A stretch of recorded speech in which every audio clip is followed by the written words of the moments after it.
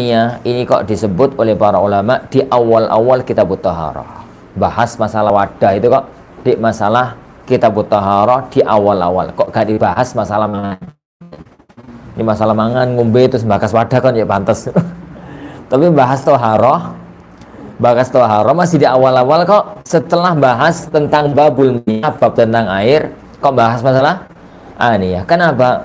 Ya karena air itu satu benda yang nggak mungkin nggak pakai wadah. Jadi kalau misalkan godong godong gedang misalkan gitu ya, itu nggak pakai wadah masih bisa. Misalkan pentol nggak pakai wadah, saya bisa pakai tusuk. Tapi ini sudah air, itu nggak mungkin kalau nggak pakai wadah. Dari situ maka perlu dibahas tentang yani air yang kita pakai wudu itu wadahnya di mana, tempatnya di mana. Maka dilanjutkan dengan bab apa? Al-aniyah. Beliau mengatakan wa jami'ul awani mubahatun, dan semua wadah itu hukumnya mubah.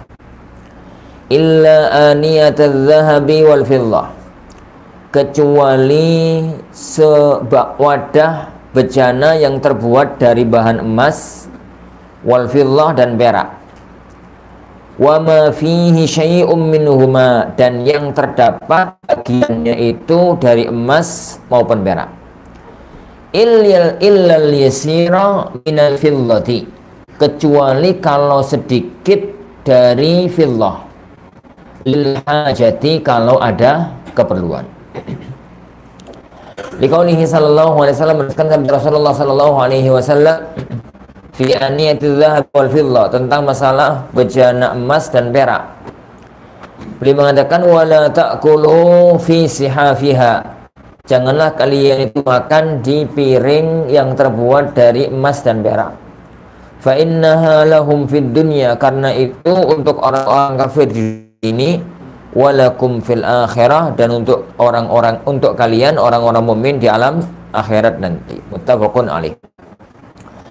Teman-teman yang dimuliakan Allah Subhanahu wa taala, pembahasan ini yang dibahas oleh beliau dalam 2 poin bisa kita ringkaskan menjadi beberapa titik permasalahan agar urut. Yang pertama ya ikhwan, al-aslu fil awani al-ibahah. Hukum asalnya semua wadah itu hukumnya boleh. Hukum asalnya semua wadah itu boleh. Ini masalah yang pertama. Jadi al-asal fil awani al-ibahah. Al-ibahah. Hukum asal semua wadah itu hukumnya boleh. Boleh untuk dimanfaatkan, mau dari plastik, mau dari besi, mau dari kayu, mau dari batu, mau dari mika, mau dari apa, mau dari kulit, mau dari apa. Pokoknya hukum asal semua ini wadah itu halal dan boleh untuk dipakai. Ini halal dan boleh ini untuk dipakai. Kenapa? Keumuman firman Allah Subhanahu wa taala, "Huwallazi khalaqalakum ma fil ardi jami'a." Dialah Allah yang telah menciptakan untuk kalian semua yang di muka bumi ini. Itu hukum asal. Dan hukum asal masalah wadah itu adalah masalah muamalah. Wal asl fil muamalat al-jawaz. Hukum asal yakni dalam fikih muamalah itu adalah boleh. Hukum asalnya itu adalah boleh. Itu yang pertama.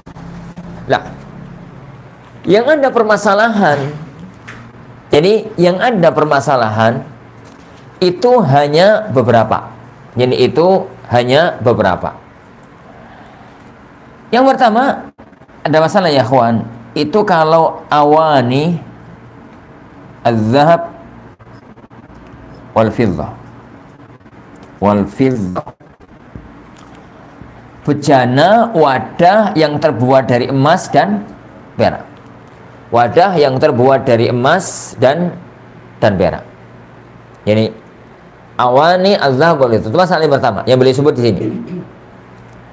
Masalah yang kedua yang beliau isyaratkan tapi tidak beliau sebut secara langsung, itu adalah al-awani an-nafisah.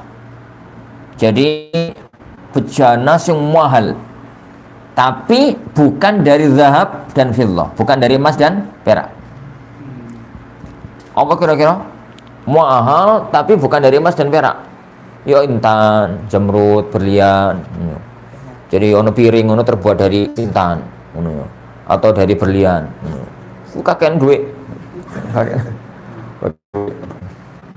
Lah semacam itu. Pembahasan yang kedua adalah masalah ini. Nah, dua ini tidak permasalahan yang ada. Ada satu lagi masalah tapi nanti kalau menurut waktunya. Jadi kita katakan ya hukum asal semua wadah itu boleh. Boleh dalam arti bahan apapun boleh. Boleh dalam arti digunakan apapun boleh. Jadi boleh dalam arti dari bahan apapun. Boleh mau dari kayu, mau dari plastik, mau dari mika, mau dari batu, mau dari tanah, mau dari apa. Pokoknya bahan apapun boleh. Dan boleh digunakan untuk apapun. Mau untuk makan, mau untuk minum, mau untuk wadah, mau untuk ini, mau itu, pokoknya apapun itu boleh. Dan itu saya katakan tadi keumuman kaidah agama kita al asal fil asya. Jadi keumuman dari kaidah agama kita adalah al asal fil asya adalah al ibaha. Hukum asal segala sesuatu itu al asal, hukum asal fil asya segala sesuatu itu adalah al ibaha, boleh. Hukumnya halal, hukum asalnya itu halal. Karena firman Allah Subhanahu wa taala sudah kita bahas kemarin, yani huwallazi khalaqalakum ma fil ardi jami'a. Dialah Allah yang menciptakan untuk kalian semua yang ada di muka bumi ini. Baik, kedua. Sekarang. Wadah yang terbuat dari emas dan perak. Wadah yang terbuat dari emas dan perak. Pembahasan tentang wadah yang terbuat dari emas dan perak. Ini pembahasan tentang wadah yang terbuat dari emas dan perak. Jadi ini ada dua pembahasan. Pembahasan yang pertama, pembahasan al-asal. Pembahasan yang kedua itu dalam istilah para ulama pembahasan al-dhabbah.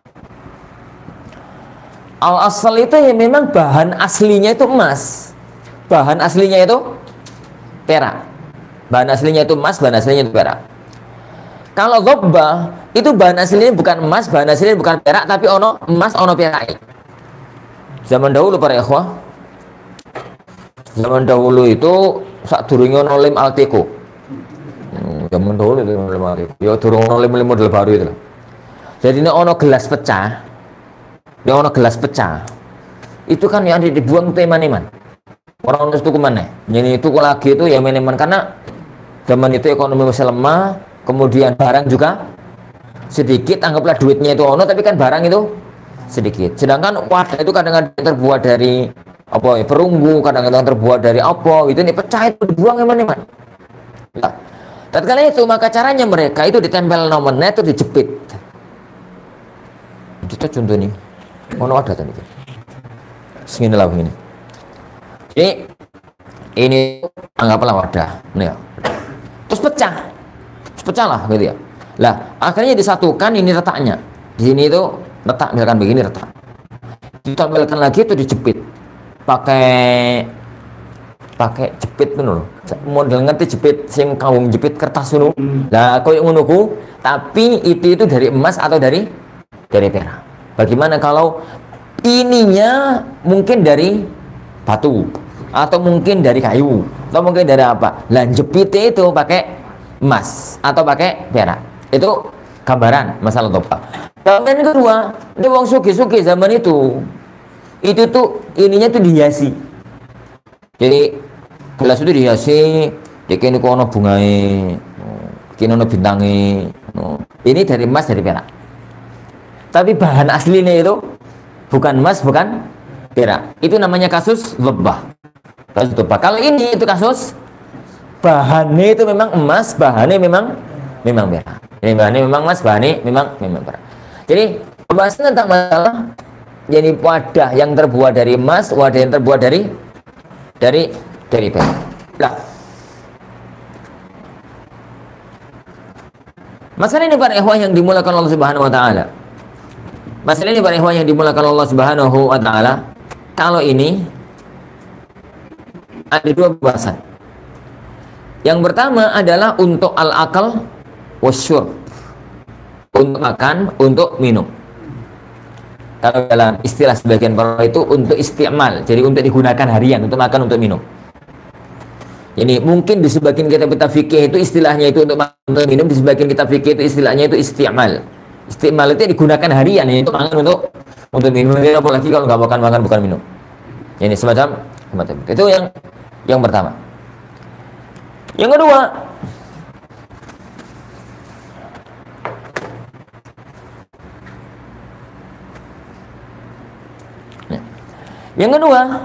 digunakan untuk al-huli.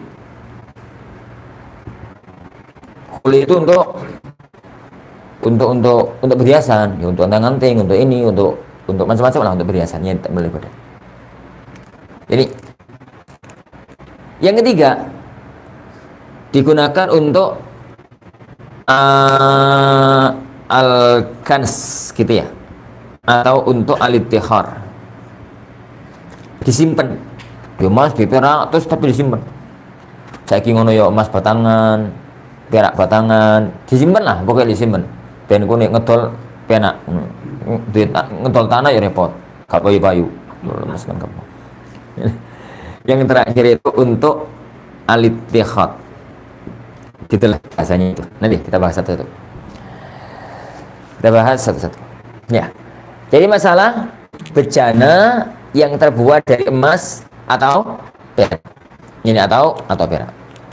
Nah, bejana yang terbuat dari emas dan perak, ini ada dua kemungkinan. Tadi saya katakan al-asal bahannya itu adalah emas perak. Kasus kedua adalah kasus dobah. Dobah itu kasus bahannya bukan emas perak, kemudian campurane, ada hiasannya, ada campuran, ada emasnya lah, ada emasnya, ada perak, tapi bahannya itu bukan emas, bukan perak. Lah, yang ini itu ada 4 kemungkinan kajian, ada 4 kemungkinan hukum. Yang pertama, untuk makan, untuk minum, ini haram ijma'an, tidak ada khilaf di kalangan para ulama. Pokoknya sing kaitani itu untuk mangan, sing kaitani untuk minum, terus berkaitan karo emas dan perak, itu haram mutlakon ijma. Tidak ada khilaf di kalangan para ulama. Kenapa? Dalilnya tegas. Dalilnya disebutkan oleh beliau di situ. Kata beliau sallallahu alaihi wasallam, la tashrabu fi aniyatiz zahabi wal fiddah. Kamu itu jangan makan di bejana wadah dari emas, dari perak. Wala ta'kul fi sihafiha. Kamu itu jangan makan dari wadah emas maupun perak. Fa innaha lahum fid dunya, karena itu piring emas, jadi gelas emas dan perak itu adalah miliknya orang-orang kafir di dunia. Wong kafir mangan iku. Tapi jo kalian, karena nanti orang mukmin itu baru halal nanti di alam akhirat. Jadi baru halal di alam akhirat. Nah kalau di dunia haram, di dunia itu haram, di akhirat kan hukum berubah, banyak yang berubah hukum di akhirat. Jadi sholat itu wajib di akhirat. Ya kalau sholat, jadi di akhirat penggawean itu jagongan, nongkrong. Jadi lampu nggak ada sholat, juga ada poso, juga ada opo. Jadi gambarin kehidupan surga itu kan pokoknya enak nyantai, ini enak nyantai. Baik.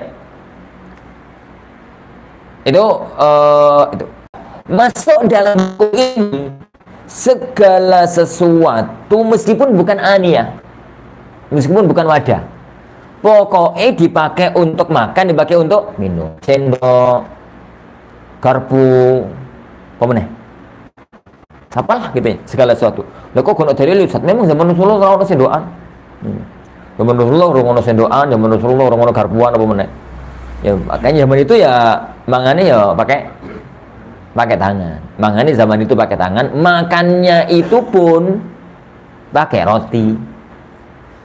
Makanya zaman Rasulullah itu kan roti atau kurma, khubus atau tamar, roti atau kurma. Makanya zaman Rasulullah itu roti. Orang ono soto, bukan bakso, rawon. Makanya zaman Rasulullah roti itu dicuili kan loh, ya makan roti zaman sekarang itu lah. Dicuili itu diselupno saiki mangan bulan, baik. Ini saus santinet, kok santinet sama ini mayon apa jenis mayones.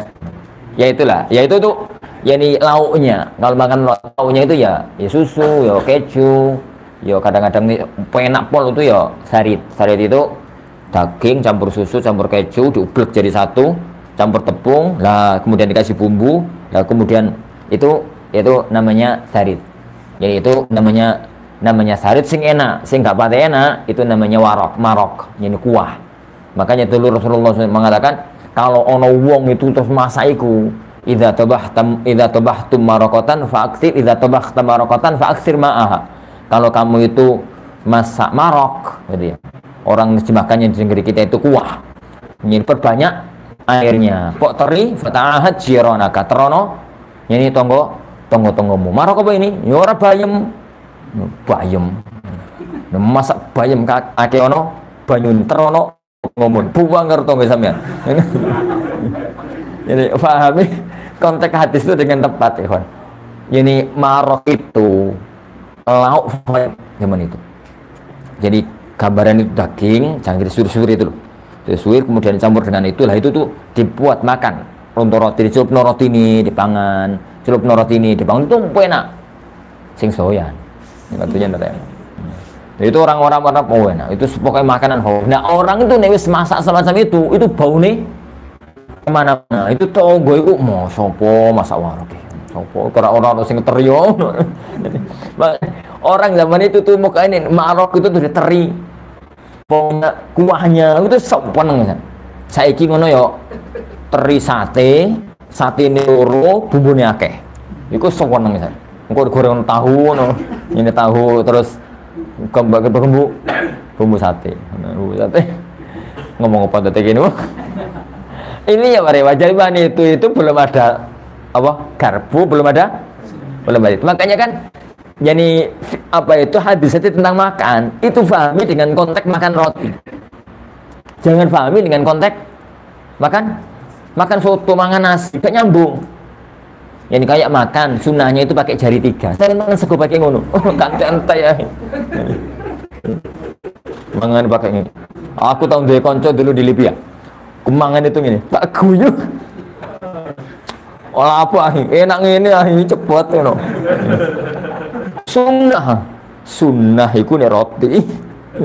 Ini mangan sego ngene ngono. Ala kulen ya. Memahami hadis ya pada konteksnya, makanya Anda tuh sering ngomong kepada santri itu kuasai sirah nabawiyah. Kalau enggak Anda yakin nanti akan jadi ustadz fatwanya itu aneh-aneh. Jadi kayak mau tadi kalau kamu masak kuah ini perbanyak airnya. Idza tabahta maraqatan maraq itu mau dicari di kamus Mahmud Yunus, mau dicari di kamus Munawwir yo kuah. Ini kuah. Ini sebagian terjemahan itu malah ngomong kuah sayur. Ngawur itu mana? Kuah sayur. Perbanyak airnya. Lalu tarono tonggo-tonggomu itu kan gambar ini masak bayam, masak kangkung, masak sawi. Perbanyak airnya.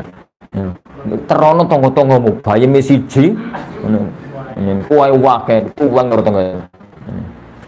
Allah. Ini ya tidak jadi Allah ya kok.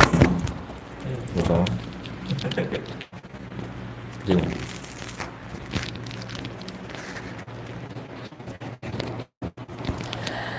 Yang pertama ya akhwan untuk makan untuk minum. Para ulama sepakat. Meskipun tidak awani. Pokoknya peralatan untuk makan, peralatan untuk minum. Kalau itu dari emas dan dari perak, para ulama sepakat haram. Laki-laki maupun perempuan haram ijma'an. Secara ijma' para ulama tidak ada khilaf dan mutlaqan. Mutlaqan itu baik untuk laki-laki maupun untuk ini perempuan tetap haram karena Rasulullah SAW semacam itu. Baik, adapun yang kedua ya kawan digunakan untuk huli, untuk aksesoris hidup ya, untuk anting-anting, untuk ini dan macam-macamnya. Kalau ini terbagi dua, az-zahab dan al-fiddah. Kalau zahab ini apa hukumnya? Pakai perhiasan bagi emas bagi laki-laki. Kata Rasulullah SAW, jadi beliau itu memegang dua benda. Beliau mengatakan, hadzani haramani li dzukuri ummati halalani li inathihim. dua benda ini bagi wong lanang haram, bagi wong wedok halal. Apa dua benda itu? Emas sama sutra. Jadi emas sama sutra. Maka berarti emas itu berarti haram lidzakar, lidzukur. Haram bagi laki-laki, halal lil inas, bagi perempuan. Ini Rasulullah megang dua benda, di tangan kanannya itu emas, di kanan kirinya itu sutra. Sutra ya. Maka beliau mengatakan ini dua benda ini haram untuk laki-laki, halal untuk perempuan. Jadi maka kalau emas digunakan untuk perhiasan, hukumnya jelas. Haram untuk laki-laki, halal untuk perempuan. Adapun kalau fiddah, ini halal lahuma, baik untuk laki-laki maupun untuk perempuan. Kenapa? Karena cincinnya Rasulullah SAW dipakai oleh Rasulullah bahannya apa? Bahannya itu perak. Jadi cincin yang dipakai oleh Rasulullah SAW itu loh, bahannya itu terbuat dari perak. Menunjukkan bahwasanya laki-laki memakai huli, memakai perhiasan laki-laki loh ya. Ya biasanya laki-laki itu dari bahan perak itu tidak masalah. Lah tinggal fikihnya itu adalah bagaimana hukumnya laki-laki pakai perhiasan. Jadi laki-laki pakai perhiasan. Perhiasan itu terbagi tiga. Ada perhiasan itu memang ciri khas wanita. Itu kalau laki-laki makainya itu haram karena itu tasyabbuh. Contoh? Ganting-ganting. Itu kan ciri khas wanita. Nah yang kedua, perhiasan itu ciri khas laki-laki. Apa perhiasan ciri khas laki-laki? Paham ya? Oke. Perhiasan itu ciri khas kapan dipakai mau itu malah gak pantas. Ciri khasnya laki-laki. Ya, akeh loh. Cincinnya kemudian lagi itu. Ada perhiasan itu yang mungkin pakai laki-laki ya normal, pakai perempuan ya normal. Lah, cincin itu termasuk perhiasan yang bisa pakai laki-laki, bisa pakai perempuan. Bedanya itu hanya di model. Ono model-model yang itu dipakai lanang itu gak pantas. Cantik, api, mungkin gambarnya kembang, gak pantas plus kan lanang. Itu untuk perempuan. Itu kalau dipakai laki-laki haram karena itu masuk dalam tasyabbuh. Kata Rasulullah SAW, la'anallahul mutasyabbihin min rijali bin nisa wal mutasyabbihati minan nisa'i bir rijal. Allah melaknat laki-laki bergaya perempuan, perempuan bergaya laki-laki. Ini bergaya, ini laki-laki. Ya lanang yuk lanang. Bagaimana kita jadi laki-laki? Perempuan yuk perempuan. Bagaimana jadi perempuan? Ngomong itu aja kemayu. Ini yuk tegas tuh lanang. Wedok itu aja tegas. Ini satu lanang. Ya gaya opong, wedok nggawe tril. Lanang tuh senengane ku baju pink. Ya meskipun sarungan tapi baju pink. Pink itu kain khas, warna khas wanita. Ya semacam itu lah. Itu pakai cincin. Jadi pakai cincin. Pakai cincinnya Rasulullah SAW ini itu adalah halal. Kenapa? Karena beliau makainya dari perak, berarti makai perak, hiasan perak bagi laki-laki itu halal. Ini perak bagi laki-laki itu halal. Contoh misalkan ono wong itu pakai dasyun kan kadang ono jepite toh. Jepite itu misalkan dari perak, halal nggak apa-apa. Dari emas nggak boleh. Ini emas itu nggak boleh. Kemudian misalkan pakai jam tangan itu dari perak, silakan. Dari emas nggak boleh. Kenapa? Karena itu masuk dalam huli. Jadi masuk dalam huli. Yang ketiga ya Wan, untuk disimpan.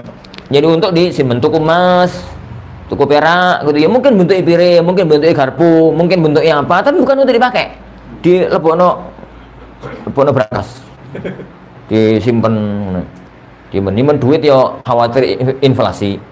Ini nyimpen duit. Jadi nyimpen itu mas, nyimpennya itu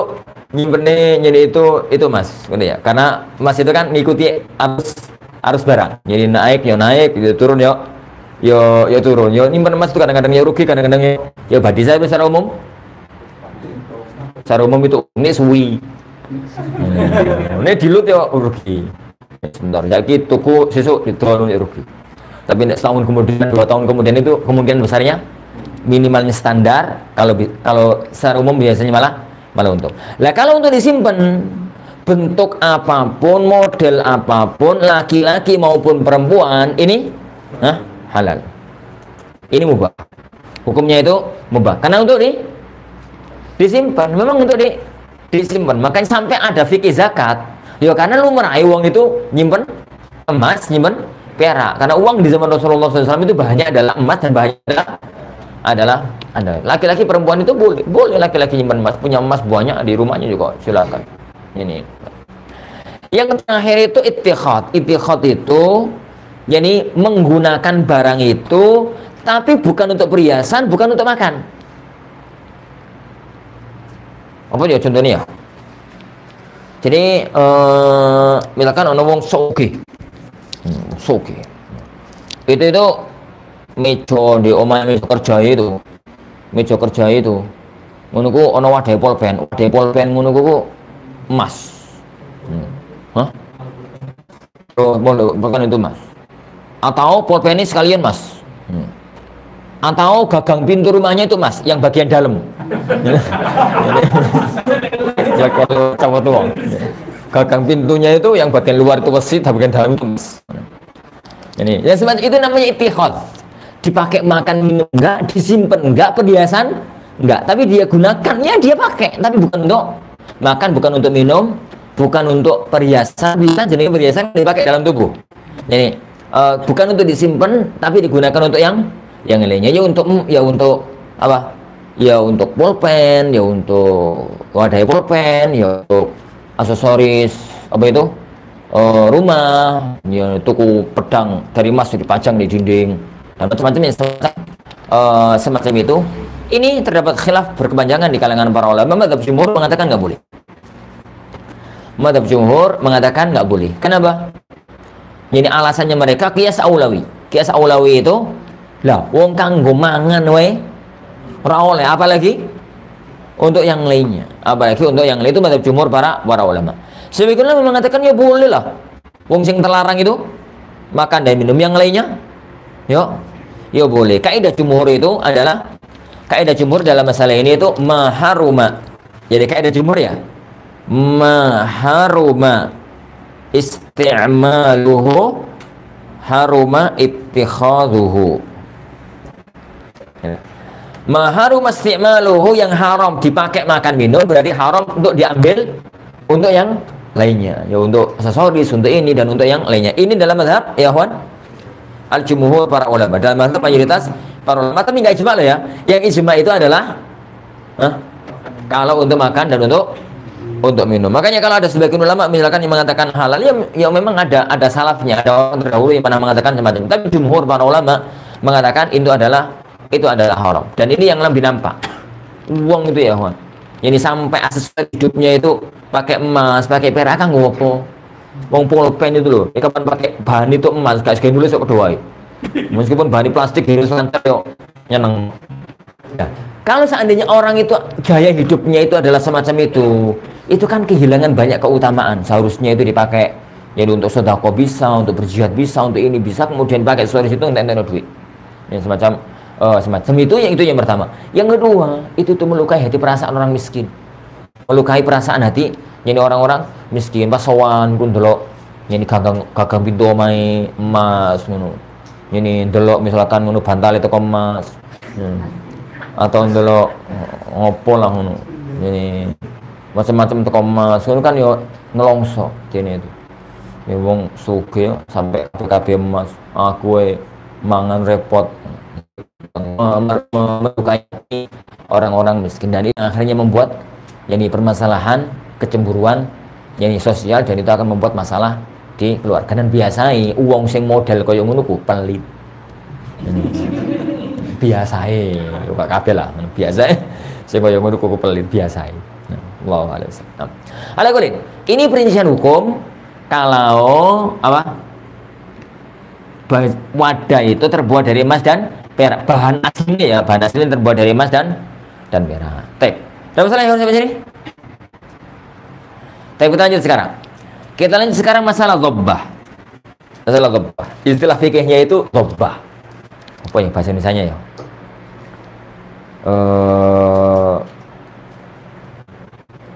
Apa masalah bahasa Indonesianya ini kok?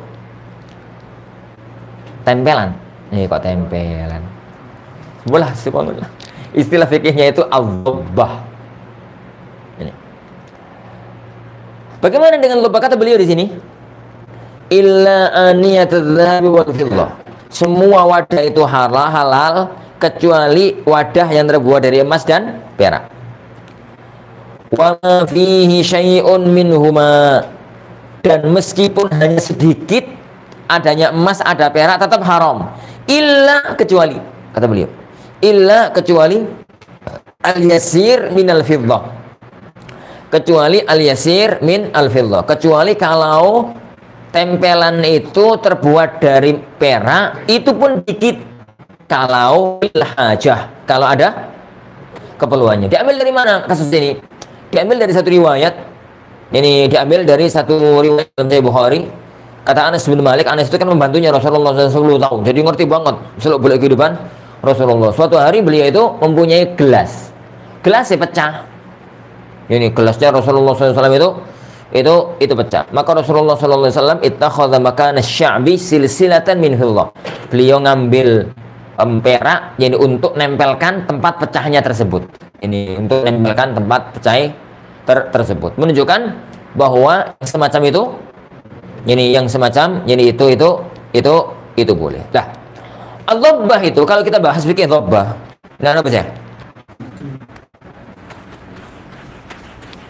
Sekarang itu fikih dhabbah. Dhabbah itu sebetulnya apa? Kayak gitu tadi loh. Bahasa Indonesia apa? Mengandung. Mengandung hamil. Terus pokoknya ulang ya. Jadi ini misalkan wadah. Misalkan itu wadah. Mana ya? Ini wadah. Wadah itu api. Terus jatuh pecah. Pecah jadi loro. Jadi digandeng lagi, ditempel. Ini pecah misalkan gitu ya. Ini ditempel, disatukan lagi. Zaman itu kan belum ada lem, zaman Rasulullah SAW itu.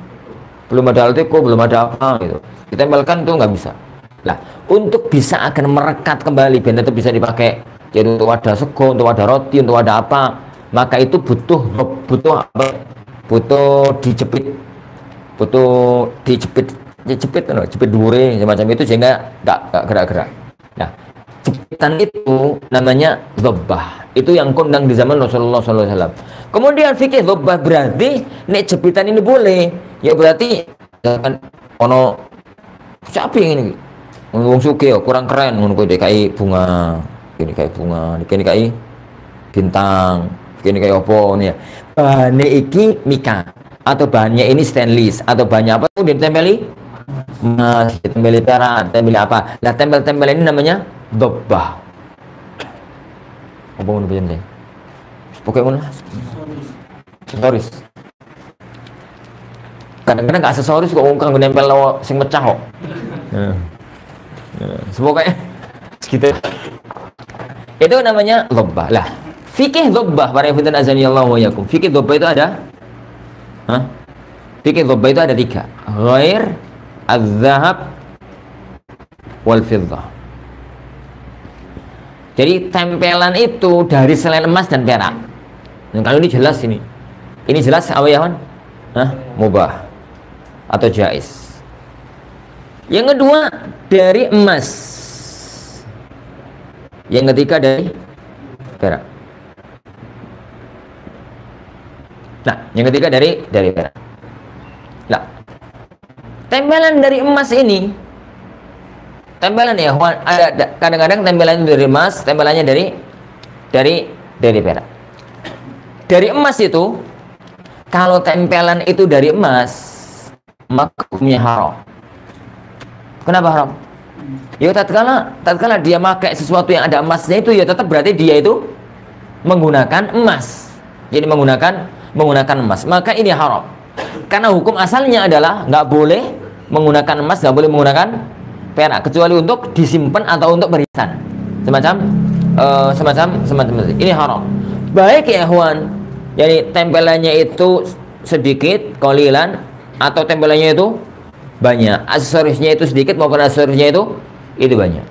Nah, adapun kalau dari perak,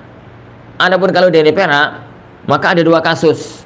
Kalau tempelannya itu banyak atau kalau tempelannya itu sedikit. Jadi tempelan itu pakai aksesorisnya itu sampai penuh. Atau aksesoris sedikit. Lah, aksesorisnya itu cuma sedikit. Ini kalau mau diperinci, benar-benar diperinci, maka fikihnya jadi begini. Tempelan dari emas, tempelan buahnya, tempelannya sedikit. Jadi yang pertama itu lil hajah, ada keperluan.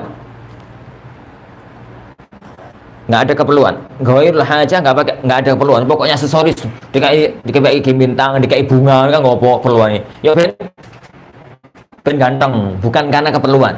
Jadi ada keperluan itu contohnya ya apa? Pecah dijepit semacam itu, tidak ada keperluan.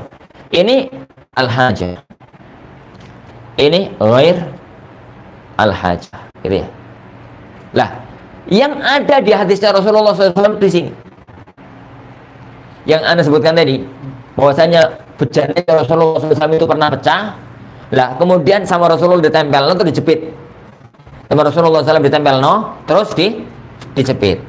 Itu berarti dari perak lagi tempelannya itu, menunjukkan bahwasanya yang ditempelkan itu jenenge jepitan mek siji, yo sedikit.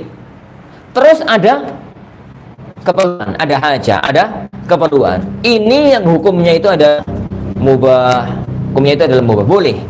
Ini dhabbah yang jenis ini itu jelas-jelas boleh, karena itu pernah dilakukan oleh Rasulullah SAW sebagaimana yang diceritakan kepada kita oleh Anas ini ibnu Malik, ini oleh ini Anas, ini ibnu Malik. Baik. Yang kedua, para hadirin sallallahu yani wa iyyakum. Yang kedua,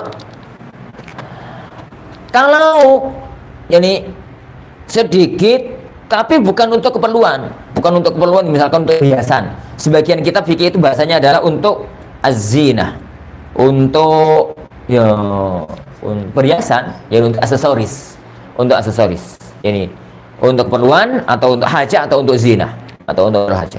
Lah, jika dikit terus untuk adanya keperluan, maka boleh sebagaimana perbuatannya beliau sallallahu alaihi wasallam. Yang kedua, dikit tapi untuk zina. Dikit tapi jadi untuk zina. Para ulama mengatakan mubah ma'al karohah. Mubah itu boleh nggak sampai haram tapi makruh. Bahasa gampangan ini makruh, nggak repot-repot. Ini bahasa gampangan itu makruh, itu nggak repot-repot. Jadi sedikit tapi untuk zina. Kenapa kalau sampai kita katakan makruh? Ya karena yang dilakukan Rasulullah itu sampai mubah itu karena untuk keperluan. Ini kan bukan untuk keperluan. Dikitnya kena, tapi kan ini untuk aksesorisnya nggak kena. Begitu juga dengan di sini. Kalau banyak untuk keperluan, ini istilahnya para ulama itu adalah makruh. Kenapa? Ya memang ada keperluan nih, tapi kan banyak. Jadi ini keperluan itu apa jepitan itu banyak. Ada titik yang sini, ini sama sekali tidak ada sisi dalilnya. Titik yang ini ya. Jadi aksesorisnya itu banyak, cuma sekitar untuk perhiasan. Ini yang tidak ada sisi yang menunjukkan boleh. Berarti kembali kepada hukum asal, yaitu haram, yaitu keharamannya. Wallahu alam bi as-shawab. Wallahu alam bis-shawab. Nah, ini masalah wadah yang poin yang kedua. Jadi poin yang pertama tadi saya katakan hukum asalnya wadah itu boleh. Hukum yang kedua adalah kalau itu terbuat dari emas dan perak. Terbuat dari emas dan perak. Yang ketiga sekarang, kenapa sih? Yang ketiga sekarang itu adalah apa tadi yang Anda katakan yang ketiga? Kalau wadah itu terbuat dari bahan yang mahal tapi bukan emas dan perak. Dalam istilah para ulama itu, istilahnya mereka mengistilahkan itu adalah yani al-awani an-nafisah. Ini dua anak jenengi Nafisa itu berarti bocah larang. Ini bocah mahal. Al-awanin nafisah, wadah yang mahal. Koyo dari yakut, zamrud, intan, berlian, semacam itu. Ini emas putih itu bukan emas loh ya.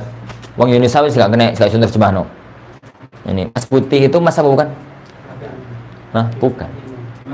Emas putih itu bukan emas. Wong Indonesia ya ono ini emas, ono barang mahal, ngono ya. Terus warnanya putih, dia nih emas putih. Ini sudah gak bener kok. Ono pitik gede ono ayam Bangkok.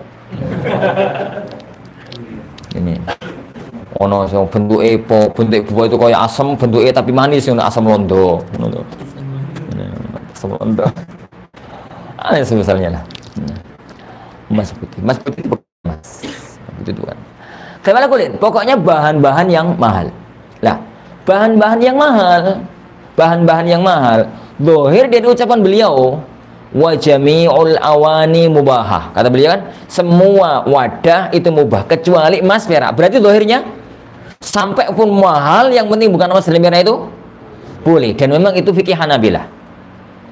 Dan itu mazhab jumhur, mazhab mayoritas para ulama. Yang terlarang itu emas perak. Kalau selain emas dan perak tetap halal dalam mazhab mayoritas para ulama. Sebagian ulama mengatakan haram, sebagian ulama itu mengatakan haram. Jadi dalam masalah ini para ikhwah terjadi cara pandang yang berbeda di kalangan para ulama. Jadi dalam mazhab jumhur para ulama ini halal. Alasannya apa?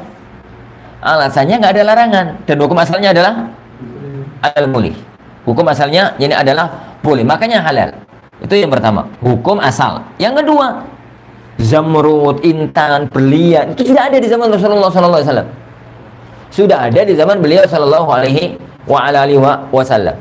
Tatkala sudah ada, kemudian gak dilarang oleh beliau, berarti boleh.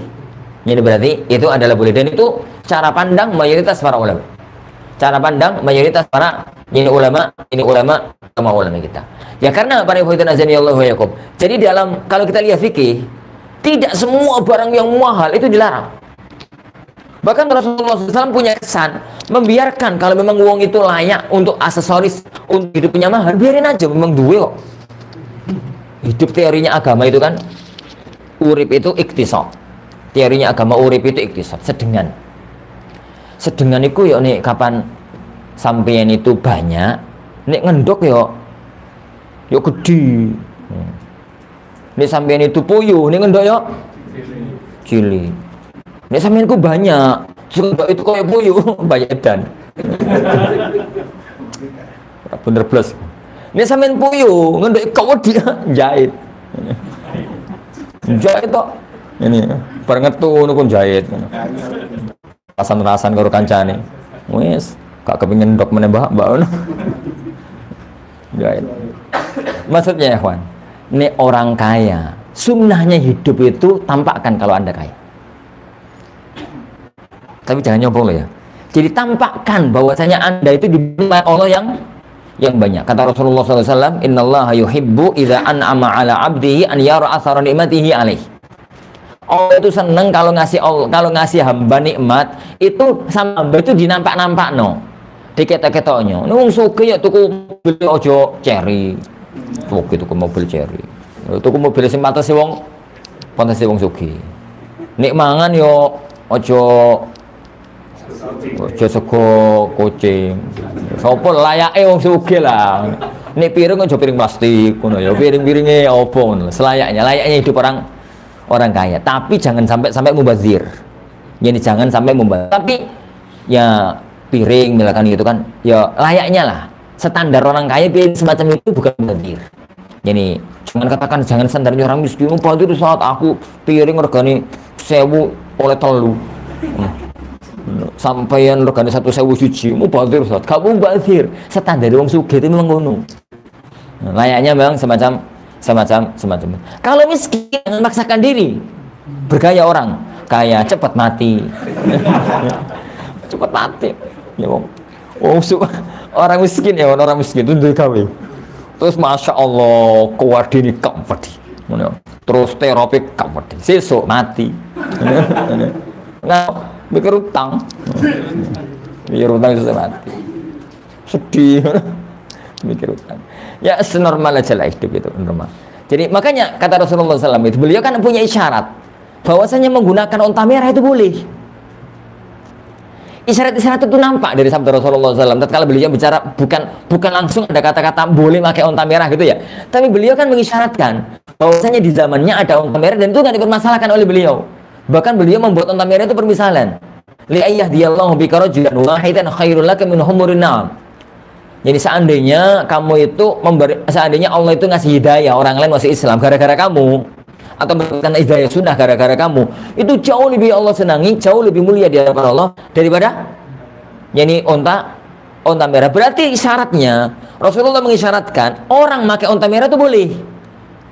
Padahal onta merah itu di zaman itu kalau nggak raja, kalau nggak putra mahkota nggak bisa. Menteri nggak bisa tuh, nggak ngelarang. Ini karena raja nggak putra mahkota itu nggak bisa beli yang semacam itu. Jadi onta biasa, jadi dibanding onta merah itu siji, onta biasa ya sewu. Entah. Ini onta merah. Saiki ngono yo kelas-kelasnya Ferrari banding Cherry. Ferrari siji, Cherry nih alun-alun. Wajar ngono. Ya, jangan kata Ustaz, bong make Cherry bisa nyaman Ustaz. Ini bisa nyaman Ustaz, Ferrari, itu apa Ustaz? Iku sampean gak ngrasakno nasib wong sugih. Ini dadi wong sugih itu gak nyaman Mbak Cherry itu. Ya, nyamannya yo Ferrari, Alfa, Lamborghini gitu, kayak nyaman. Ini kayak nyaman wis padha karo sampean lah. Gak duwe bojo papat ngono terus. Mikir mau ikon bojo papat. Bojo siji gak entek bojo papat. Ini terus duwe mobil siji gak entek kok mobil 5. Lah, cara berpikirnya jenengan kan beda. Cara berpikirnya kita itu kan mobil apa itu? Istri siji gak entek. Ini wong sugih kan kira kan gantian. Gantian sing loro sitok gantine, sitok hae sitok gantine. Sebenarnya kan gantian. Sabar. Ada kuliah. Jadi kembali kepada cerita tadi ya. Kembali kepada sini. Kemudian bahwasanya memakai barang-barang mewah itu sah. Dalam syariat itu memakai barang-barang mewah itu sah saja. Karena di zaman Rasulullah SAW tidak ada onta merah. Dan itu dibiarkan oleh beliau sallallahu alaihi wasallam. Makanya beliau sallallahu alaihi wasallam tidak pernah mempermasalahkan gaya hidupnya Mus'ab bin Umair. Gaya hidupnya Mus'ab bin Umair itu kan Masya Allah super. Para ulama nggak pernah mempermasalahkan gaya hidupnya Umar bin Abdul Aziz sebelum menjadi khalifah.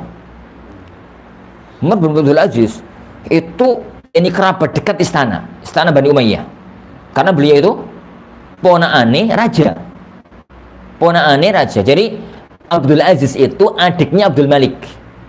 Abdul Malik ibnu Marwan itu khalifah Bani Umayyah. Abdul Malik ibnu Marwan itu khalifah. Jadi itu tuh ponaane. Gubernur, anaknya gubernur, tapi adiknya ponaane khalifah. Hidupnya itu super mewah, tapi senang ilmu, senang belajar. Tapi kehidupan aksesoris mewah itu nggak bisa dihindari.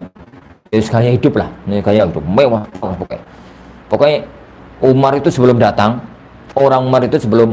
sebelum datang itu minyak wangi ini datang dulu.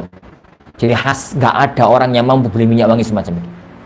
Ini khas semacam. Dan itu dibiarkan oleh para guru-gurunya. Ya meskipun nggak serak sih, jadi penuntut ilmu ya sing zuhud, ngarpe ngono. Tapi kan nggak haram. Ini yang semacam itu ya nggak haram lah. Biarkan aja semacam itu. Jadi hal yang semacam itu menunjukkan bahwasanya itu tuh yang jadi hukumnya boleh, yang terlarang adalah emas dan perak. Dan itu mazhab jumhur para ulama.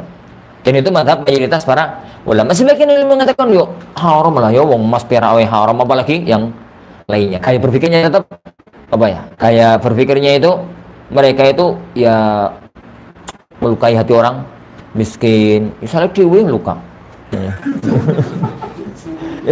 Dalam arti ya jadi urip itu kan qanaah. Jadi takdiri wong dadi miskin ya qanaah. Takdiri wong sugih ya qanaah, syukur jadi takdiri. Ya nyantai aja. Dalam arti urip itu kalau dipandang dari sisi yang lain itu ya susah. Yani misalnya wong sugih itu sampean mangan kaya ngono iso kok. Bukti wong miskin urip. Susah itu. Ya, saya itu. Yang orang miskin itu mandangnya orang kaya semacam. Yang penting semacam itu. Wallahu a'lam. Jadi ini fikih yang berkaitan dengan awan. Jadi 3 ya. Pertama hukum asal mubah, perincian masalah emas dan perak kayak tadi. Yang kedua, yang ketiga lawani an-nafisa, wadah yang terbuat dari barang-barang mahal tapi bukan emas, bukan perak. Wallahu a'lam. Ada masalah yang sampai ini? Fikih bencana. Ya.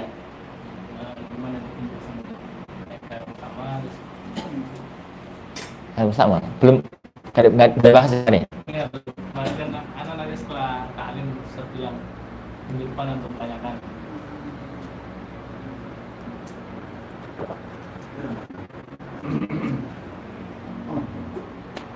Air mustakmal itu pembahasan fikih yang kondang di kalangan para ulama.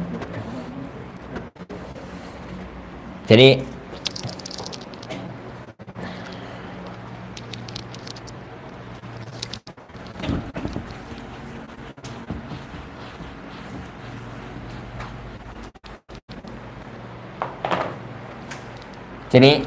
istilahnya itu kan alma. Istilah ini tuh istilah kondang terutama di fikih Syafi'iyah. Makanya nih para kiai itu mengatakan banyu mustakmal, air mustakmal dan yang semisalnya. Ya memang pembahasan masalah mustakmal itu pembahasan yang kondang. Jadi dia itu adalah alma al-mutabaqqa minat taharah al-wajibah. Air yang tersisa dari air bekas bersuci yang wajib. Itu alma al-mustakmal. Jadi air bekasnya, air yang tersisa dari at-taharah al-wajibah, dari bersuci yang wajib. Bersuci yang wajib itu ya wudu wajib, mandi wajib. Jadi wudu wajib, mandi wajib. Adapun kalau dari taharah yang mustahabbah, dari bersuci yang sunnah, maka airnya bukan mustakmal. Apa gambarannya? Ya wudu sunnah, maghrib wudu, salat maghrib, isya itu belum batal, kemudian dia tetap wudu lagi. Lah wudu isya itu bukan wudu wajib. Wudu isya itu wudu sunnah. Mandi tatkala budal Jumatan, itu kan dalam mazhab jumhur sunnah. Mandi pada waktu mau budal salat hari raya, itu kan dalam ijma' para ulama itu sunnah. Lah air yang bekas dipakai itu namanya alma al-mustakmal. Yani al-mustakmal kalau setelah dipakai untuk taharah wajiban. Nah, kasus air mustakmal itu ada 2. Jadi air mustakmal yang asli itu adalah air sisa. Jadi kan wong itu wudu gitu ya. Wudu. Terus air yang bekas dari sini kan ono sing netes. Lah, tetesan air itulah ma'ul mustakmal. Bekas dipakai untuk nyiramin ini. Kan nggak mungkin terus hilang banyu nih. Jadi netes. Lah zaman Rasulullah SAW dan zaman para ulama dulu sebelum adanya keran, mereka kan wudu ini pakai timbo. Wudu ini pakai apa? Jadi begitu wudu nih yo jatuhan. Bukan langsung berangkat ke mana, ke got ke apa enggak. Jadi air semacam.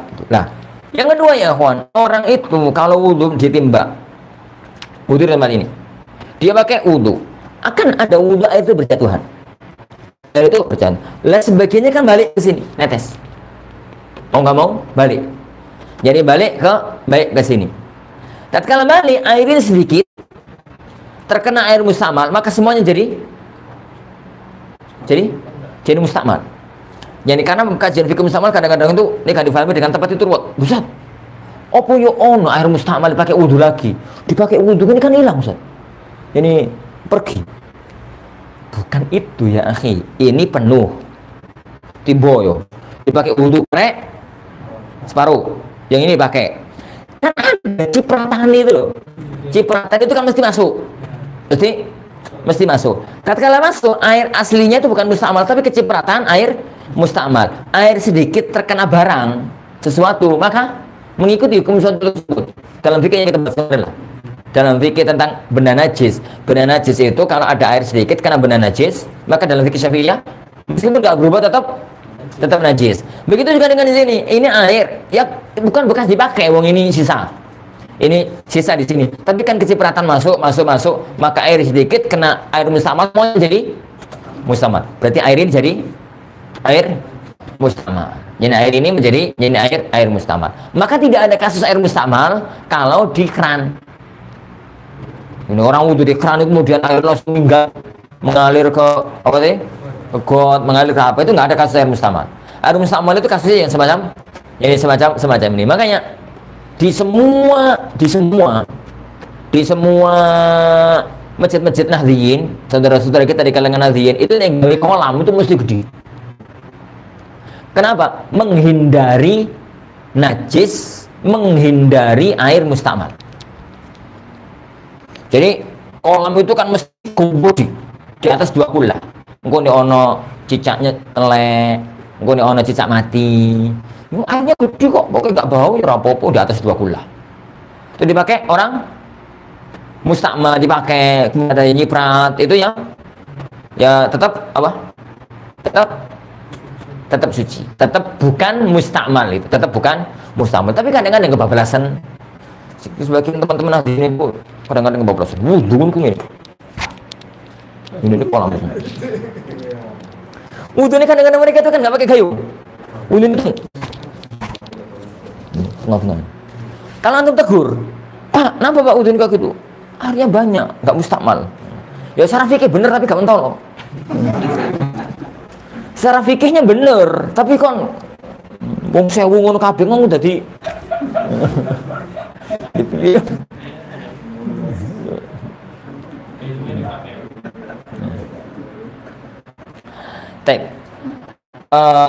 Air mustamal itu definisi dari air mustamal. Lah, air mustamal itu dalam fikih Syafi'iyah itu thahir ghairu mutahhir. Dalam fikih Syafi'iyah, dalam fikih Malikiyah, seingat ana juga salah satu kaul dalam fikih Hanabilah itu yang air mustamal itu thahir ghairu mutahhir. Suci tapi nggak mensucikan. Barangnya suci tapi kalau dipakai wudu nggak sah. Mirip-mirip kopi teh gitu loh. Barangnya suci tapi kalau dipakai wudu nggak sah. Degan, air degan itu mentang-mentang suci wudu pakai air degan. Prowiket ya itu suci diminum halal, suci disentuh nggak najis tapi dipakai wudu nggak sah.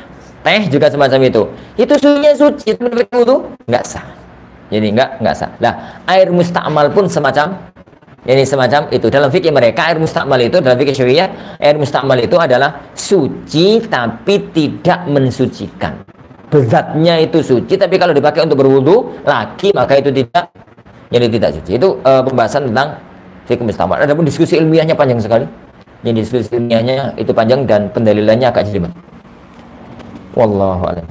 Ya yang penting lah itu istilah yang ada dalam air mustakmal. Makanya itu kan kita memahami kenapa sih kenapa konsep masjid-masjid di kalangan saudara-saudara kita Nahdliyin itu mesti gawe tandung itu kalau sendiri. Gawe tandung itu mesti gede. Terus kalau ada bak kamar mandi itu gawe sendiri mesti besar. Kenapa? Mereka itu menghindari air itu di bawah 2 kula. Karena air itu di bawah 2 kula berarti air itu sedikit. Ini air itu sedikit kena cemplungan najis meskipun nggak berubah, kena tali cecek mati gitu kan nggak berubah air itu, maka tetap najis. Lah ini air itu di atas 2 kula pokoknya nggak bau, itu aman. Begitu juga menghindari air mustakmal. Kalau air itu sedikit, kalau cili-cili gitu ya di bawah 2 kula, kok dipakai wudu, nyemplung ke situ, dibuang itu air, karena nggak boleh untuk berwudu bersuci lagi. Tapi kalau airnya banyak nggak ada pengaruh air mustakmal. Kenapa? Airnya itu banyak. Tapi ya kan kita kadang-kadang bablas. Ya kadang-kadang ya di mana-mana kelompok itu kadang memahami fikihnya itu kurang jeli. Memahami fikihnya itu di mana-mana kelompok itu ya kadang-kadang kurang tepat. Ana suatu ketika itu pernah, nanti kalau kita bahas dalam fikih wudu, pernah diskusi dengan salah satu di antara saudara-saudara kita di kalangan Nahdliyin. Anak-anak Pak Yai, saya kerabat jadi akhirnya Pak Yai sebentar ini. Oh ya monggo wudu Pak Yai. dalam pandangan jenengan basuh tangan tatkala berwudu, basuh tangan telapak tangan. Hukumnya apa, Pak? Sunnah. Dikerjakan? Ya iyalah sunnah kerjakan. Kumur-kumur dan menghirup air ke hidung. Apa hukumnya, Pak? Apa hukumnya dalam fikih Syafi'iyah? Sunnah. Sunnah dalam fikih Hambali wajib. Tapi dalam fikih Syafi'iyah, jadi kumur-kumur menghirup air ke hidung itu sunnah. Kalau wudu dilakukan, Pak? Oh iyalah, wong sunnahnya Rasulullah. Dan lanjutkan. Mengusap semua kepala, Pak? Wudu dengan mengusap semua kepala. Apa hukumnya, Pak? Sunnah. Ya memang dalam fikih Syafi'iyah yang wajib itu ngusap sebagian. Jadi yang ngusap semua itu sunnah. Yang wajib itu ngusap sebagian, tapi yang ngusap semua itu sunnah. Kalau wudu itu begini, Pak? Apa hukumnya? Sunnah. Dilakukan. Lah itu masalah. Nah, itu masalah. Yo iku sing bikat biyen aku gak srek karo NU yo. Padahal di semua, mau di Fathul Mu'in, mau di Fathul Qorib, mau di Matan Abi Syuja, mau di kitab ini, mau di kitab ini, di Sabilan Tunaja, di Sulam Taufik, mau udah apalah. Pokoknya di semua kitab-kitab kami itu sunnahnya itu ngusap semua. Tapi kenapa kok ngulku? Sopo sih ngawiti? Nah apa jenengan nggak ngawiti, Pak? Wedi. Ruwet itu. Ini mau kiai dia jamaah itu ruwet ya. Ya itu gimana-mana ya, Wan. Kalah karo komunitas. Ini kalah karo komunitas. Ustadz di komunitas salafiyin terus gawe fikih sing aneh-aneh. Lalu di ini seneni kalau jamaah. Ini aku rak karepmu. Karep-karepmu sampai mau seneng ora seneng. Pokoknya konsep fikihnya semacam itu. Allahu a'lam. Aku sering sowan ini karo guru-guru Al-Furqan itu. Fikih sampe aneh-aneh, Ustaz. Aneh-aneh yang mana?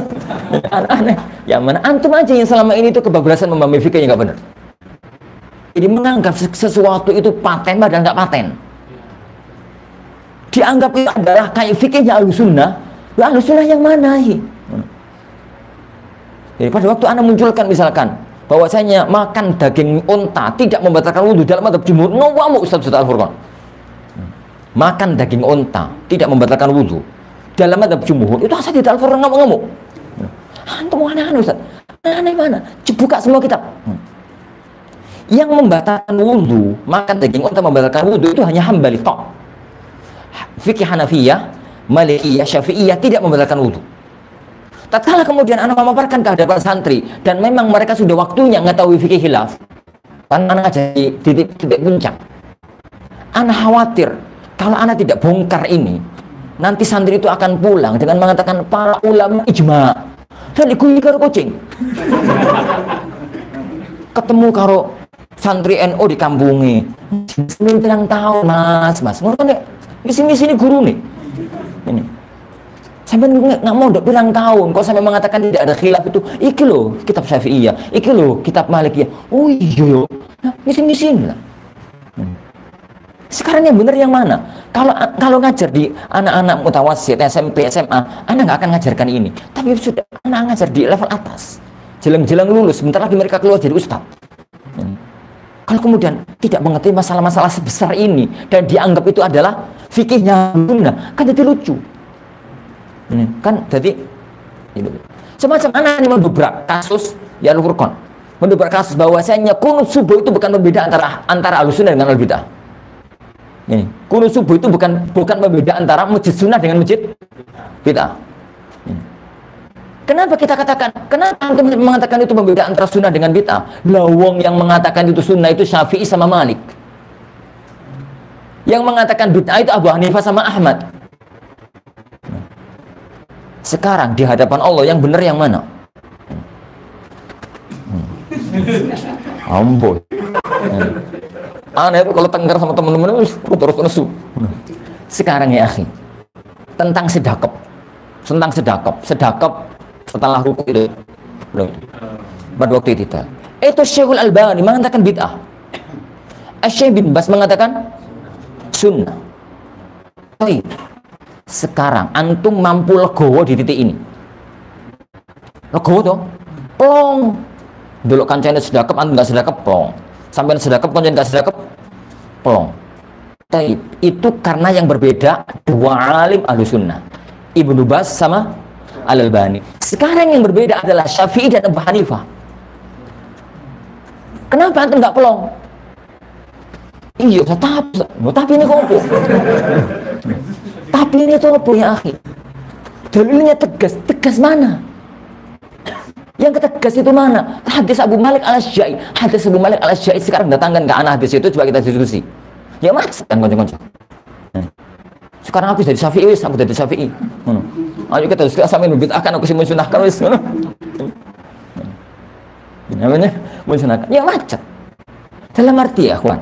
Jadi sesuatu yang oleh para ulama tidak dijadikan sebagai pembeda antara kebenaran dan kebatilan, jangan dijadikan sebagai pembeda antara kebenaran dengan kebatilan. Kita merojehkan madzhab manapun monggo, tapi yang selain pendapat ini adalah al-bid'ah, itu yang jadi fatal.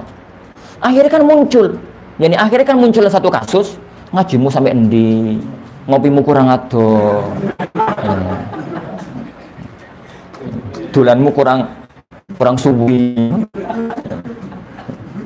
Isi-isi wong ala kulene yani ya serapa pola sore antum korbannya aku saya juga ngajar fikih. Dalam arti awan sesuatu itu yang bukan perkara baku dalam agama jangan dijadikan sesuatu yang baku. Ada banyak masalah-masalah hukum tuh ya. Jadi itu yang nggak baku oleh sebagian teman-teman itu dianggap baku. Wallahi anak itu masih menangi di bahasa saya, masih jumpai. Tatkala anak masih di kuliah di Libya, tatkala itu Al-Furqan itu kereng-kerengi, pokoknya keperang lah Al-Furqan itu, pol kereng. Tatkala itu pemikiran santri-santri Al-Furqan, anak masih kuliah tatkala itu. Santri Al-Furqan, sing jenenge salafi itu jubahan atau baju Pakistanan. Dia gak ngono gak salafi. Pemahaman tatkala itu, aku jempengkel toh, aku juara pakai baju batik. Pada waktu mulai kuliah, pulang liburan itu ya, pulang liburan. Ngono ku sowan yang Al-Furqan. Ngene. Semua aja pakai baju batik. Ya gak baju kita pian suwi to. Ini pakai baju batik. pakai baju batik. Ngono ku kanca-kanca itu gak. Saat ku sesat. Pakai baju. Loh, salahnya yang namanya salafi itu akhi, itu jubahan atau minimal baju Pakistanan. Anda senyum, dalilnya mana? Ya kasih ngomong. Pada waktu itu sampai punya teman-teman itu sampai pemikiran ekstrim pol. Sampai kalau ada pendapat yang roji, pendapat yang menyisinya itu batil. Anak katakan, Masya Allah. Terus, kenapa antum berpikir semacam itu? Ya akhi, fama zabatal haqqi illa dhalal. Apalagi yang setelah kebenaran kecuali kesesatan. Lu. Ayat ini coba buka tafsirnya. Berkata dengan apa? Itu antara mukmin dan kafir. Masa dibawa kepada sama muslim. Semacam itu. Dulu ya, dulu. Tapi alhamdulillah sudah memudar. Semuanya itu sudah memudar. Jadi hal-hal yang semacam semua mau bantu ini. Gara-gara mustamal ya. Air mustamal. Jadi salah air jadi air mustamal. Jadi air mustamal itu masalah. Jadi masalah dalam dunia. Oke, dalam mazhab Syafi'iyah dan yang sepakat dengannya, air itu tahirun ghairu mutahhir, suci tapi tidak mensucikan. Wallah. Baik. Lanjut ya, Wan. Lanjut atau udah? Lanjut dikit ya. Dikit lagi. Wis. Nanti ya. Nah itu bata isya di atau ukit itu kon ngajar usul fikih. Alhamdulillah. Masya Allah hari pergi guyon di raiso. Usul fikih kok guyon. Serius. Ngantuk ah. Sengaja ngantuk. Sini aja teman-teman. Ngajar usul fikih itu mestinya itu kondisi pikiran fresh, jam-jam itu. Jam-jam wol. Bata isya. Bata isya. Akhirnya ya setelah dari tegak. Babul istinja wa adab qada'il hajah. Bab istinja dan adab qada'ul hajah. Istinja itu bab cawi. Cawi itu ya bersih diri setelah buang hajat. Dan adab qadaul hajah. Qadaul hajah itu aslinya adalah melaksanakan nuntaskan hajatnya. Itu bahasa sopan. Maksudnya adalah ya nuntaskan hajatnya di WC. Ya BAB atau pipis. Itu qadaul hajah. Yang kita bahas di bab ini adalah dua, hukum sama adab. Hukum sama adab. Jadi hukum seputar istinja sama adab. Jadi yang masuk di sini adalah tidak semuanya hukum, tapi ada beberapa berkaitan dengan masalah adab. Yustahabbu idza dakhala al-khala'a, dianjurkan, disunahkan apabila ada seseorang yang masuk khala'. An yuqaddima rijlahul yusra, untuk mendahulukan kaki yang kiri. Wa yaqul, sambil mengatakan bismillah. Allahumma inni a'udzubika minal khubuthi wal khaba'ith. Bismillah, ya Allah, aku berlindung kepadamu dari setan laki-laki, setan perempuan. Wa idza kharaja, dan apabila keluar, minhu, darinya, dari khala' tadi, qaddamal yumna, mendahulukan yang kanan. Wa qala, sambil mengatakan ghufranaka, yani alhamdulillahilladzi azhaba 'annil adza wa 'afani. Ghufranaka, segala puji bagi Allah yang telah menghilangkan dariku kotoran dan memberikan aku kesehatan. Wa iyyakum. Jadi masalah yang pertama adalah masalah adab. Masalah adab. Jadi dianjurkan, disunahkan kalau orang itu masuk khala'. Apa itu khala'? Khala' itu al-makan alladzi yatakhalla fihi al-insan. Tempat orang menyendiri. Maksudnya ya buang aja, itu kan menyendiri. Nah, khala' itu ada dua kemungkinan. Khala' itu kemungkinan yang pertama, makan mu'ad li qada'il hajat.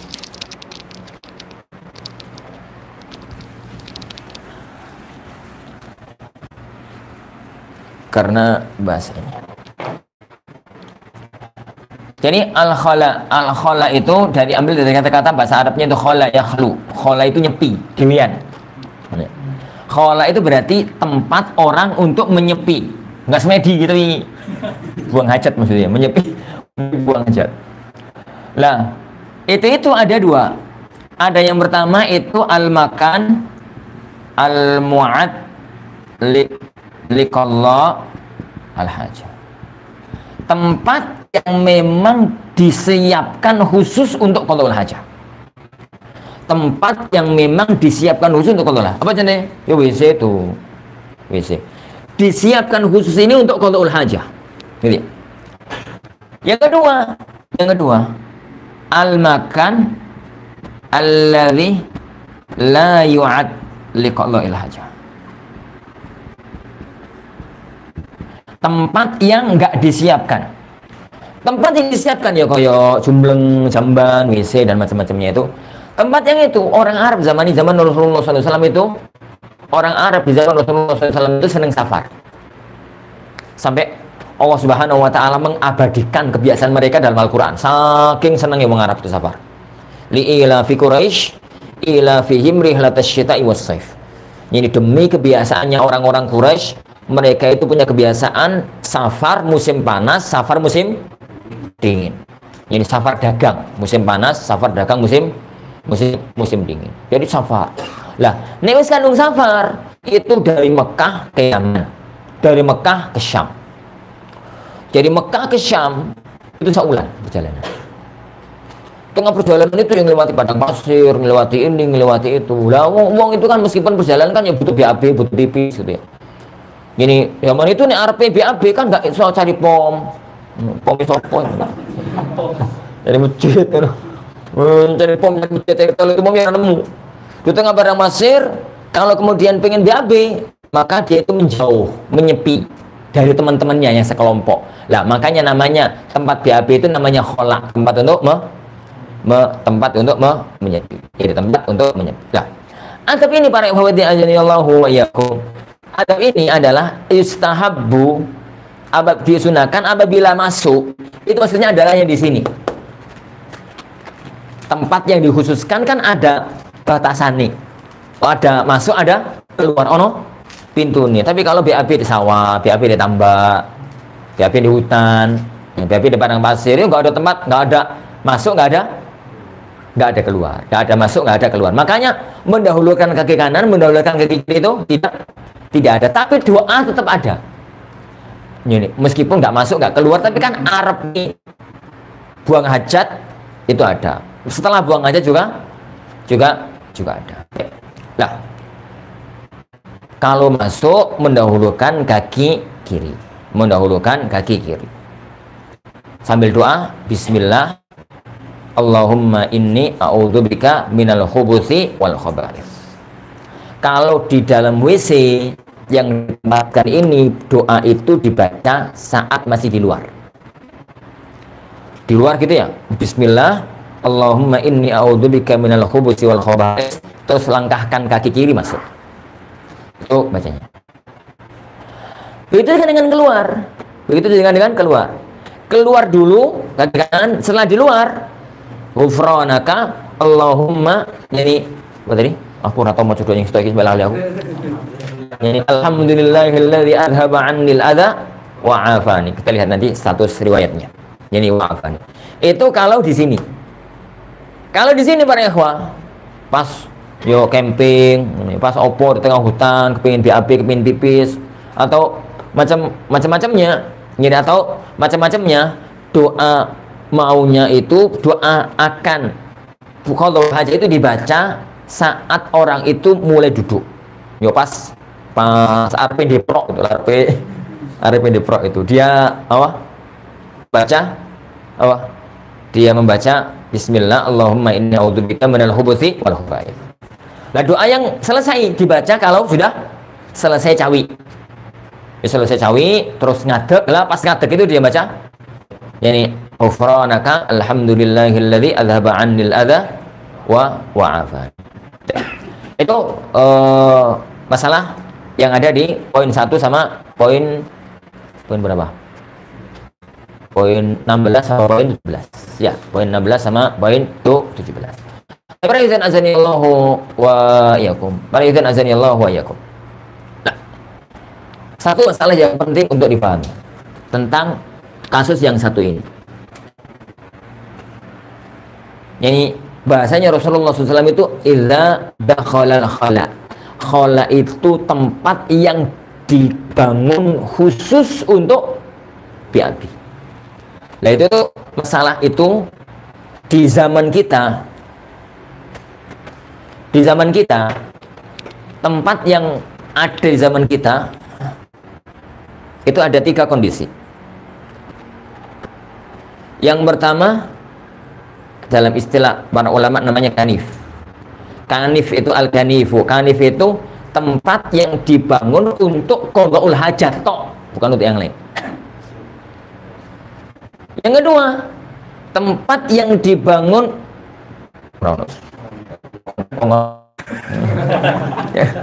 yang ketiga itu tempat yang dibangun untuk mandi tok, bukan untuk buang hajat. Itu namanya hammam. Al-hammam.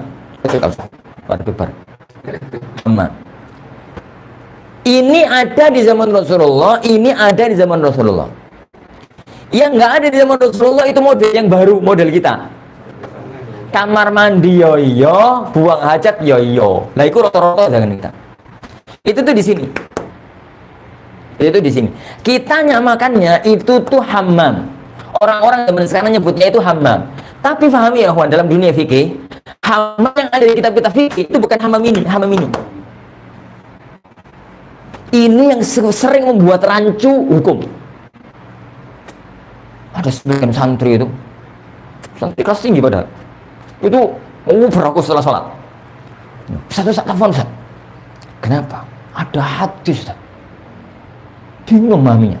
Ada apa? Naha Rasulullah SAW an yabulal fi mustahammihi. Rasulullah melarang ini untuk orang itu kencing di kamar mandi. Lah terus kayak dilarang di kamar mandi, terus kencing di mana Ustaz? Bu, situ paling di halaman tenanan suatu takut tenanan kayak guyon. Kalau Rasulullah melarang untuk kencing di hammam, di kamar mandi. Lah terus kencing di mana Ustaz? Empuh. Tenan Ustaz, iki tenan iki. Ana sering katakan sama antum, fahami konsep zaman kenabian. Ben gak rumit kayak antum. Jadi hamam yang ada di hadis itu bukan hamam ya antum. Hamam yang ada di hadis dan yang ada di semua kitab-kitab fikih tentang masuk hammam, itu yang ada di kitab-kitab fikih, itu bukan kamar mandinya kita. Tapi kamar mandi digunakan untuk mandi tok, nggak mungkin untuk buang hajat. Apa? Kolam renang. Kamar mandi umum, kanggo wong jeburan, dan nggak ada tempat buang hajat. Saiki ngono ya, Indonesia ngono kolam renang. Kalau di Jaziratul Arab itu tempat berendam kalau musim dingin. Dan sampai sekarang hamam itu masih ada di daerah-daerah yang ono musim dingin nih, Amerika, Rusia, Eropa, Jazirah. Di Indonesia ono hamam. Di Indonesia hamam terdekat itu ya, terdekat hamam itu kamar mandi, apa itu? Kolam renang.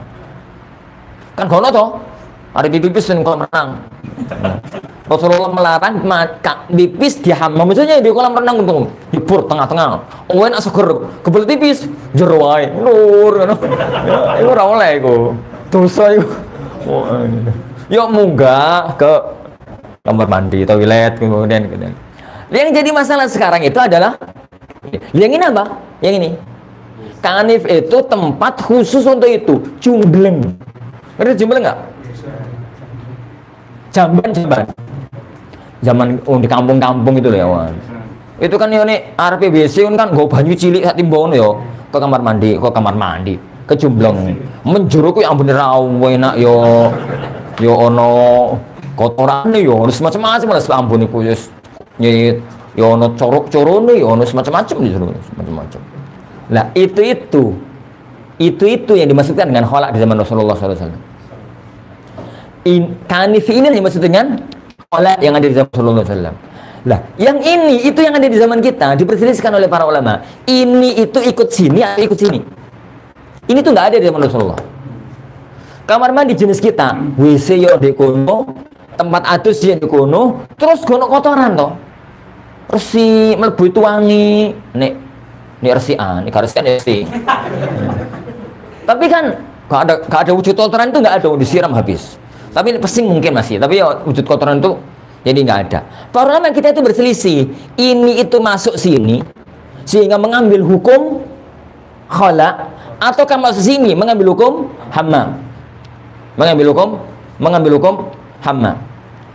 Ini mengambil hukum hammam. Sehingga tatkala sebagian ulama itu berfatwa bahwasanya ini tuh nggak perlu doa itu jangan diherankan. Kamu salah-salahkan sampai ini segera mudah ngasus. Ini. Tatkala Syekh Shalih Al-Utsaimin berfatwa, tidak ada syariatnya membaca doa bismillah Allahumma inni a'udzubika minal khubuthi wal khaba'is kalau ke kamar mandi untuk mandi atau untuk cuci tangan. Fatwa beliau. Sebagian teman-teman itu bingung. Fatwa panik. Kenapa? Kok ke kamar mandi? Ke kholak ngono. Ini apa itu enggak doa dengan doa itu. Nah, ana senyum. Lha sapa sing berfatwa? Syekh Shalih Al-Utsaimin. Sing salah sing fatwa atau sing salah sing enggak paham. Nah, ya itu tenang Ustaz. Ana katakan, ya akhil aziz barakallahu fikum. Khala yang dimaksudkan oleh Rasulullah sallallahu alaihi wasallam, idza ataitumul haid atau khala. Itu tuh bukan kamar mandi kita. Itu kanif, jumbleng, jamban, misalnya. Orang itu nggak akan masuk situ kecuali ini untuk buang hajat. Nah, kalau orang kamar mandi kan cuci tangan, kadang-kadang dia kepingin perenung. Bocah cilik-cilik sekarang itu loh, kamar mandi kan seneng toh. Zaman dulu ke kamar mandi itu ke WC itu ya masya Allah repotnya. Zaman sekarang itu ya bukan bocah-bocah itu kepingin jeburan. Jadi kepingin apa seneng masih resik toh, resik terus wangi kadang-kadang. Anak pernah masuk salah satu jamaah di Surabaya. Ini ke rumahnya toh, suruh ke rumahnya mampir. Boleh pipis? Pak, pipis Pak. Monggo Ustaz, depan. Mau mana Pak? Depan itu. Anak masuk, masya Allah kamar mandi itu nang kelinang. Allah. Aku menjerit. Iki kamar mandi apa tempat bal-balan. Wangi, resi ngono. Aku metu nek, tak kira salah. Pak, kamar mandi, nggih Sat niku Sat. Ngono. Nah, tempat pipisnya mana? Ngono. Guyu karo wong. Tempat pipisnya di Sat di ruang kaca itu loh, jenengan masuk situ. Masya Allah. Model kamar mandi model anyar ya. Model anyar. Itu ya akhwan hanif. Lah, yang ini tuh memang diperselisihkan oleh para ulama. Sebagian para ulama piye-piye tetap untuk kamar untuk buang hajat berarti kanif. Sebagian ulama mengatakan, loh piye-piye yo enggak mengambil sifat ini. Kan sifat ini kan kotor. Makanya sampai Rasulullah mengatakan hubusi wal khaba'is karena kotor. Setan kan senengnya sing najis kotor. Dan faktanya sekarang itu mirip sini. Yo resik yo wangi. Ini. Yo wangi. Tatkala itu maka nggak mengambil hukum. Ini hukum ini. Kadang-kadang tuh fatwanya bingung. Ini yang ini tuh jadi bingung. Ini sempat aneh itu berfatwa yang aneh. Ini sambil melbu tujuannya BAB atau pipis itu kholak. Ini sambil melbu tujuannya cuci tangan itu nggak kholak. Berarti aneh sah? Iya itu aneh. Baru aku ngomong baru itu bingung. Oh bener apa salah ya? Ya karena sesuatu itu adanya di zaman kita. Jadi hammam itu ya bukan hammam. Yang ada di kitab-kitab fikih itu bukan kamar mandi kita. Hammam itu tempat biasanya satu kota itu ada dua, satu kota itu ada satu. Makanya istilah hammamul Madinah. Ada istilah dalam kitab-kitab fikih itu kan ada istilah hammamul Madinah. Yo tempat mandi satu kota. Makanya dalam Sahih Bukhari itu ada satu pembahasan yang lucu. Imam Bukhari mengatakan bab hal sallama idza khala. Idza dakhala al-hammam. Bab apakah wong sing masuk ke hammam itu mengucapkan salam apa ora? Kenapa? Ya tatkala dia masuk kan ketemu wong akeh di kuburan. Ketemu wong akeh. Nah, tatkala masuk itu mengucapkan salam apa tidak? Dalam kondisi mereka itu sebagian buka aurat. Itu mengucapkan salam apa? Tidak. Nah, hadis yang melarang wanita untuk buka baju di hammam, maksudnya hammam ini bukan hammam ya omai mak pali sehingga fatwa itu jadi aneh loh. Ustaz, kula niku Ustaz ini kita ngelumai pali lah kepengen adus katanya nggak boleh Ustaz yo, katanya Allah itu menantang, Allah akan membuka aib seorang wanita kalau ngelepas baju di hammam. Ini di hammam orang lain. Aku ya ketemu guyu terus sampai adus seperti yang betul kok Ustaz. Tuh, kalau sampai kapan Bu? Sampai 2 hari lagi. No, kau satu Bu. Oh, jangan Ustaz, jangan. Normal aja Bu, normal. Loh, terus hadis itu bukan kamar mandi itu yang dimaksud. Hadis itu yang yani Rasulullah SAW melarang wanita ngelepas baju di hammam, itu hammam ini. Pemandian di kolam renang jebur ngelepas baju. Ini semacam itu. Dan itu yang sering Anda tuntut kepada para terutama dalam kajian fikih. Tuntut itu adalah fahami jadi istilah-istilah yang ada di zaman Rasulullah SAW sehingga tatkala kita bawa ke sini itu nggak ngawur. Jadi hukumnya itu nggak ngawur. Kasihan akhwat itu nih sowan yang mai pamane dolan omai koncone arep pipis ra iso. Ini arep pipis kalau nyingkap baju ruwet lah. Ini kalau arep mandi ra iso jadi masalah. Ini gara-gara memahami masalah yang salah. Allah. Tapi insyaallah subhanahu wa ta'ala ini yang kita pelajari, insyaallah kita lanjutkan pertemuan yang akan datang di tim Rabbina tabaraka wa ta'ala. Kita akhiri subhanakallahumma wa bihamdika asyhadu an la ilaha illa anta astaghfiruka wa atubu ilaik. Assalamualaikum warahmatullahi wabarakatuh.